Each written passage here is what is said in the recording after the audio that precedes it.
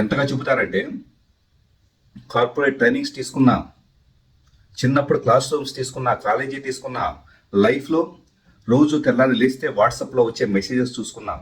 ఎక్కడ చూసినా కూడా ఈ సొసైటీని శత్రువుగా చూపించి మిగతా వాడి కంటే నువ్వు చాలా ఎదిగిపోవాలి, నీకంటూ ఒక అండర్లైన్ లేకపోతే, అండర్స్టాండింగ్ లేకపోతే కనుక ఇక నువ్వు బతికి వేస్ట్ అని చెప్పేసి ఒక కండిషనింగ్ బ్రెయిన్లో నింపేసేస్తున్నారు. సో ఇదంతా ఎక్కడి నుంచి వచ్చింది అంటే ద ప్రొడక్టివిటీ. మరింత ప్రొడక్టివ్గా ఉండాలి,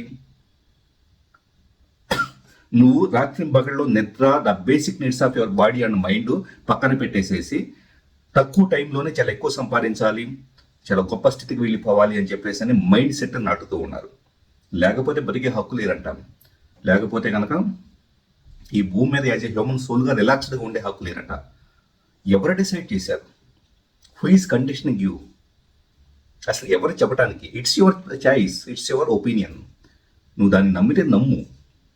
ఫర్ ఎగ్జాంపుల్, నేను చెప్పేది మీరు నమ్మితే నమ్మండి, లేకపోతే కనుక సెలెక్ట్ యువర్ చాయిస్. అంతే తప్పించి